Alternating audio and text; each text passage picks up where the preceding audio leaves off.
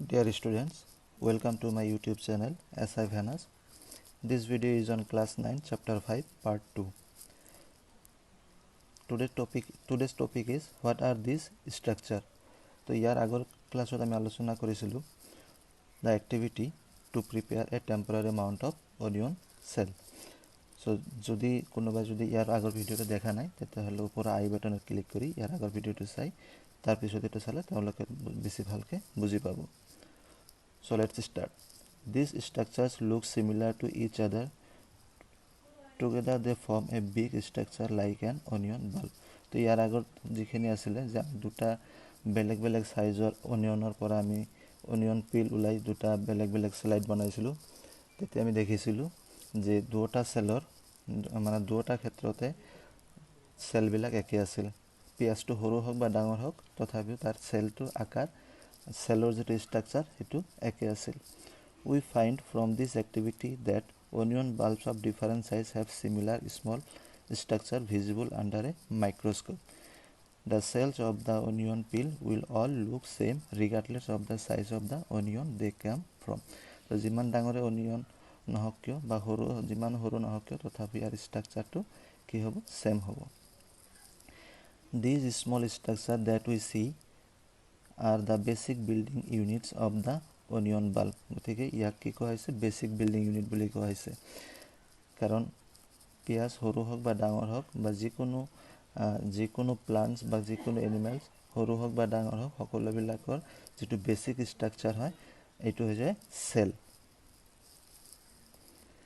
These structures are called cell আৰু এইবিলাকে cell বুলি কোৱা হয়. Not only onions but all organisms that we observe around are made up of cell. However, there are also single cells that live on their own.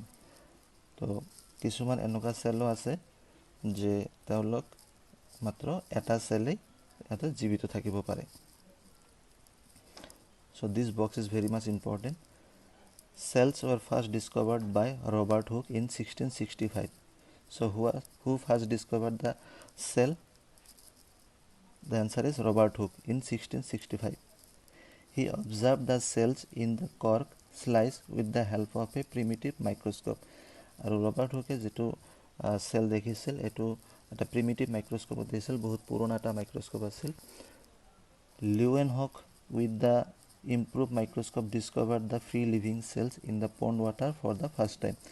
এটা আরেকটা important question যে free living cell কোনে প্রথমতে দেখিছিল হু discovered the free living cells for the first time? The answer will be Leeuwenhoek. But in case of Robert Hooke, that cell was the dead cell because that cell he took from cork cell. So cork cell, it is a bark of a tree, so that was the dead cell. So dead cell for the first time was discovered by Robert Hooke and free living cell was discovered by Leeuwenhoek. So these are the two important questions from this box. It was Robert Brown in 1831 who discovered the nucleus in the cell. Nucleus to কোন আবিষ্কার করেছিল Robert ব্রাউনে করেছিল. Parkinge in 1839 coined the term protoplasm from the fluid substance of the cell. আর পার্কিঞ্জে কি করেছিল protoplasm ওয়ার্ডটো coin করেছিল. তো সর্বপ্রথম protoplasm শব্দটো কোনে দিছিল পার্কিঞ্জ দিছিল আৰু তেওঁৰ protoplasm মানে হৈছে যে it is the area of cytoplasm including nucleus.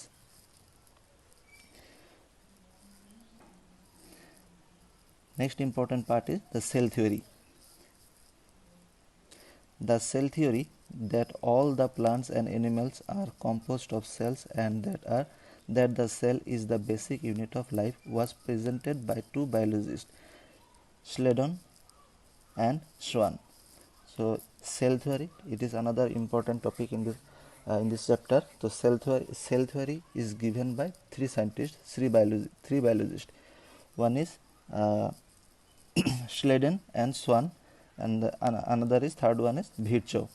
And including these three scientists, biologists, they given three statements. That means under the cell theory there are three statements, and these three statements are very important. You have to learn these three statements. So number one statement is that all the plants and animals are composed of cells. So this is the first statement. Second statement, the cells is the basic unit of life. So this is the second statement, and these two statements is given by Schleiden and Schwann. But the third statement, it is given by Virchow. Virchow by suggesting that all cells arise from pre-existing cells. So this is the third statement. So all cells arises from the pre-existing cell.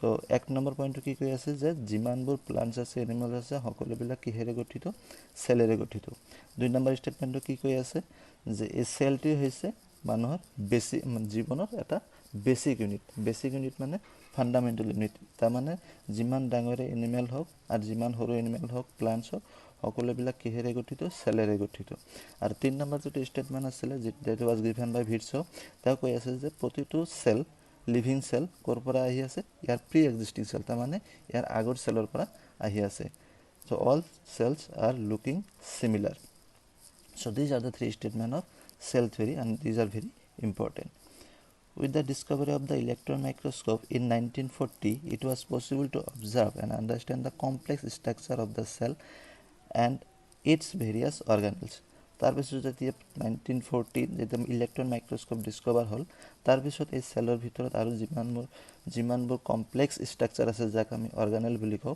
তো এইবিলাক আমি next টপিকত আলোচনা কৰি আছো সেইবিলাকৰ বিষয়েও study কৰিবলৈ আৰম্ভ কৰিলে after the discovery of electron microscope and here another important question when did electron microscope was discovered the answer is 1940 The invention of magnifying lenses led to the discovery of the microscopy world. It is now known that a single cell may constitute a whole organism as in amoeba. So magnifying glass जिमाने आमार develop হৈ আছে invention হোৱাৰ লগে লগে আমি মাইক্ৰোস্কোপি ওয়াৰ্ল্ডৰ বিষয়ে আমি আৰু বেছি অধিক তথ্য জানিবলৈ পাৰিছো কেৱল মাত্ৰ যে আমি সিঙ্গল সেল এনিমেল বা প্লান্ট বিলাক গঠিত তেনেকুৱা নহয় তাৰ উপৰিও আৰু আমাৰ জগত আৰু বহুত এনেকুৱা কিছুমান বস্তু আছে যিবিলাক আমি খালি চকুৰে দেখা নাপাওঁ গতিকে it is now known that the single cell may constitute a whole organism কিছুমান এনেকুৱা অৰ্গানিজম আছে কেৱল মাত্ৰ এটা সেলে তা গোটেই কাম পাৰফৰ্ম কৰিব পাৰে তাৰ কাৰণে এক্সাম্পল আছে এমিবা আৰু কিছুমান এক্সাম্পল আছে so you can see in this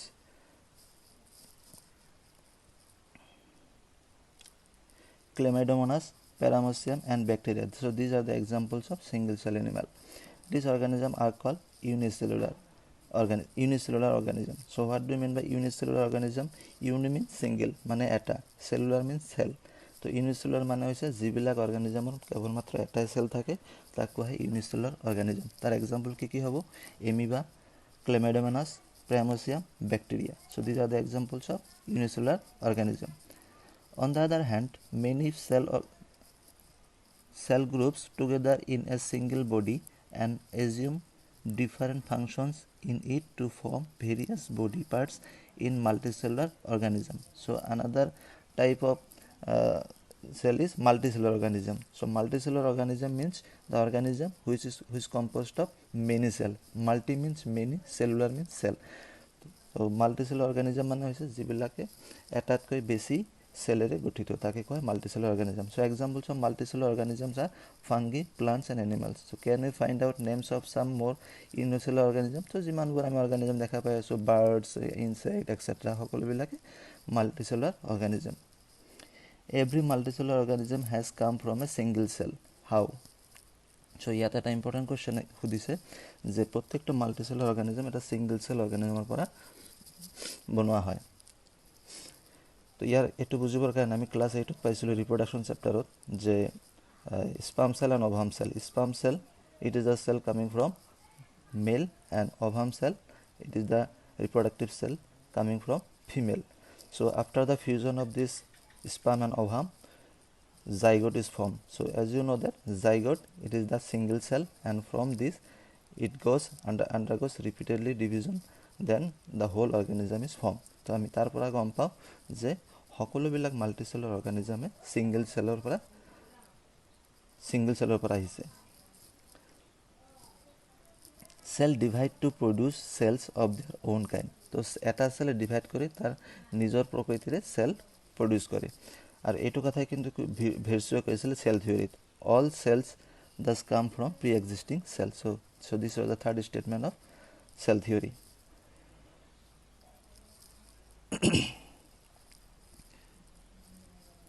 So this activity, 5.2 activity, we can try preparing temporary amounts of leaf peels, tip of roots of onion, or even peels of onions of different sizes. গতিকে আমি যেনেকৈ অনিয়নৰ পিলৰ পৰা যেনেকৈ আমি এটা temporary slide বনাইছিলোঁ, ঠিক একেদৰে আমি লিফৰ পৰা পিল লৈ পেলাই আমি এনেকুৱা টেম্পৰাৰী স্লাইড বনাব পাৰোঁ, নাইবা টিপ অফ দ্য ৰুটৰ যিটো মানে একেবাৰে টিপ আছে তাৰ পৰা আমি চেল লৈ পেলাই এনেকুৱা টেম্পৰাৰী স্লাইড বনাব পাৰোঁ। তো আমি যদি এইবিলাক বনাই পেলাই চাওঁ তেতিয়াহ'লে আমি দেখিবলৈ পাম যে ইহঁতৰ ষ্ট্ৰাকচাৰবিলাক অলপ বেলেগ হ'লেও কিন্তু বেছিক ষ্ট্ৰাকচাৰটো সিহঁতৰ ছেম থাকিব। After performing the above activity let us see what the answers to the following questions would be. Do all cells look alike in terms of shape and size? So' নহয়, এইটো কেতিয়াও একে দেখা নাযায়। Basic structure same থাকিলেও ইয়াৰ shape and চাইজটো এইটো depend কৰিব তাৰ কিছুমান ফাংচনৰ ওপৰত। Do all cells look alike in structure? সকলোবিলাক চেল দেখাত একেনে? Could we find difference among the cells from different parts of the plant body? What similarities would we find? So these are the question asked after doing this activity. So here answer বিলাক আমি তলত পাম। Some organism can also have cells of different kinds. কিছুমান cell আছে তাৰ কাইণ্ডছবিলাক বেলেগ বেলেগ হ'ব পাৰে। তো ইয়াতে কেইটামান এক্সাম্পল দিয়া আছে। So' these are the cells of human body.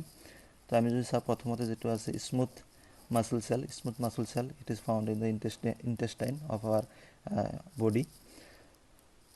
So you see the shape, it's a spindle shape, so you will get the different types of muscles in the tissue septa.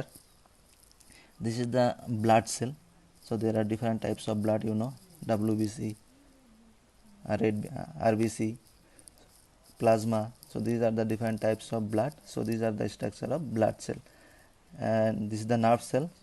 এইটো ভালকৈ উঠা নাই, এই বস্তুটো ভালকৈ উঠা নাই। নাৰ্ভ চেল, তো নাৰ্ভ চেলৰ ষ্ট্ৰাকচাৰটো অলপ বেলেগ ধৰণৰ হয়। নাৰ্ভ চেলটো আমাৰ বডি সকলো জেগাতে পোৱা যায়, স্পেচিয়েলি ইন ব্ৰেইন আৰু স্পাইনেল কৰ্ড। ব্ৰেইনত আটাইতকৈ বেছি পৰিমাণে পোৱা যায়। তাৰপিছত হৈছে ovum cell. So' this is the ovum cell, it is coming from female body. And sperm cell, it is coming from male body. Bone cell, obviously bone cell is found in bone. And this is the fat cell, it is found in adipose cell or adipose tissue.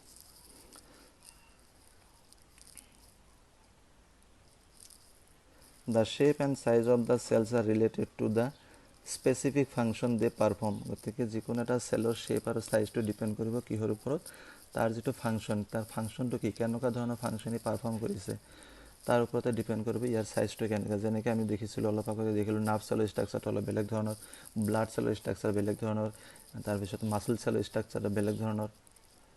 চাম cells like amoeba have changing shapes. কিছুমান organism আছে যাৰ কোনো definite shape নাই, যেনেকৈ example হৈছে এমিবাৰ কোনো fix shape নাই, এইটো সদায় চেঞ্জ কৰি থাকে। In some cases the cell shape could be more or less fixed and peculiar for a particular type of cell. আৰু কিছুমান চেল আছে যিবিলাকে একদম পাৰ্টিকুলাৰলি ফিক্স এটা শ্বেপ ল'ব পাৰে। For example nerve cell have a typical shape. গতিকে nerve চেলৰ ষ্ট্ৰাকচাৰটো সদায় একে থাকে, এইটো কেতিয়াও চেঞ্জ নহয়। Each living cells has the capacity to perform certain basic functions that are characteristics of all living forms. তো কিছুমান লিভিং চেল আছে যিটোৱে নেকি কিছুমান কাম পাৰফৰ্ম কৰিব পাৰে, আৰু এইটোৱে হৈছে বেছিক ফাংচন। সকলোবিলাক চেলৰ কাম হৈছে যে they have to do some work. How does a living cell perform this basic function? গতিকে এই বেছিক ফাংচনবিলাক কেনেকৈ সম্ভৱ, যে প্ৰত্যেকটো চেলৰ কাম যদি বেলেগ বেলেগ হয় আৰু প্ৰত্যেকটো চেলৰ ফাংচন যদি বেছিক হয় তেতিয়াহ'লে এইটো কেনেকৈ সম্ভৱ। ইয়াৰ কাৰণে আমি আৰু অলপ ভিতৰত যাব লাগিব। We know' that there is a division of labour in multicellular organism such as human beings. So' division of labour মানে কামৰ ভাগ বতৰা কৰি দিয়া। যেনেকৈ আমাৰ বডিত বিভিন্ন পাৰ্ট আছে, বিভিন্ন পাৰ্টৰ বিভিন্ন কাম। যেনেকৈ হাৰ্ট আছে, হাৰ্টৰ কাম হৈছে টু পাম্পিং দ্য ব্লাড। তাৰপিছত আমাৰ যিটো ষ্টমাক আছে, ষ্টমাকৰ কাম আছে to digest the food material. This means that different parts of the human body perform different function. Amar body different parts different কাম বিলাক কৰিব পাৰে. The human body has a heart to pump blood, a stomach to digest food, and so on. Similarly, division of labor is also seen within a cell in many cases. গতিকে চেলৰ ভিতৰতো কিছুমান division of labour দেখিবলৈ পোৱা যায়, যে একেটা চেলৰ ভিতৰত বিভিন্ন কম্পনেণ্টছ থাকে আৰু সেই কম্পনেণ্টছবিলাকে বেলেগ বেলেগ ফাংচন পাৰফৰ্ম কৰে. In fact, each such cell has got certain specific components within it known as cell organelles. আৰু এই কম্পনেণ্টবিলাক যিবিলাক কম্পনেণ্টে কাৰণে প্ৰত্যেকটো চেলে বেলেগ বেলেগ ফাংচন পাৰফৰ্ম কৰে আৰু এইবিলাকক কোৱা হয় cell organelle. So' there are different cell organelle in plant cell and animal cell. For example, mitochondria, lysosome, endoplasmic reticulum, ribosome. So these are the examples of organelles. So we will study the function of each cell organelle later on. Each kind of cell organelle perform a special function. Protito cell organelle kame eta beleg beleg ase, such as making new material in the cell. Gotike new material কোনে form কৰিব, যেনেকৈ তোমাৰ আছে মাইটকণ্ড্ৰিয়া, তাৰপিছতে তোমাৰ DNA RNA এইবিলাকে new material form কৰিব পাৰে. আৰু কিছুমান ফাংচন হৈছে clearing up the waste material from the cell and so' on. কিছুমান আছে ৱাষ্ট মেটেৰিয়েলবিলাক চাফা কৰে, সেইবিলাকো তোমাৰ বেলেগ বেলেগ কম্পনেণ্টে বেলেগ বেলেগ অৰ্গেনেল এইবিলাক কাম পাৰফৰ্ম কৰি থাকে.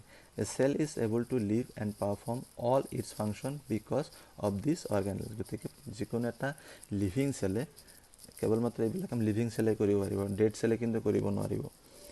চ' লিভিং চেলে এই কামবিলাক পাৰফৰ্ম কৰিব পাৰে কাৰণ এইবিলাক অৰ্গানেলৰ কাৰণে. These organelles together constitute the basic unit called the cell. আৰু এই কাৰণে এই অৰ্গানেলবিলাকক বেচিক ইউনিট বুলি কোৱা হৈছে. It is interesting that all cells are found to have the same organelles no matter what their function is or what organism they are found in. গতিকে আমি ইয়াত এটা ইণ্টাৰেষ্টিং কথা কৈছে যে যদিও এইটো প্লাণ্ট চেল বা এনিমেল চেল যদিও তাৰ কম্পনেণ্টছ মানে চেল অৰ্গানেল যদি একে কিন্তু তাৰ ফাংচনবিলাক বেলেগ বেলেগ. যেনেকৈ আমি যদি চাওঁ যে ভেকুল, তোমালোকে যেতিয়া এই ইয়াৰ যিটো প্লাণ্ট চেল আৰু এনিমেল চেল ডায়েগ্ৰাম তোমালোকে চাবা, দেখিবা যে প্লাণ্টৰ কাৰণে যিটো তোমাৰ ভেকুল আছে আৰু এনিমেল চেলৰ যিটো ভেকুল আছে তাৰ চাইজটো অলপ বেলেগ. কিহৰ কাৰণে? তেওঁলোকৰ কামবিলাক ফাংচনবিলাক সামান্য অলপ বেলেগ বেলেগ হোৱাৰ কাৰণে তাৰ চাইজটো অলপ ডিফাৰেণ্ট হৈছে, কিন্তু নামটো কিন্তু একে আছে. গতিকে যদিও তাৰ চেল অৰ্গানেলৰ নামবিলাক একে কিন্তু তাৰ কামটো অলপমান বেলেগ বেলেগ হ'ব পাৰে. So' this is all about this class. Thank U.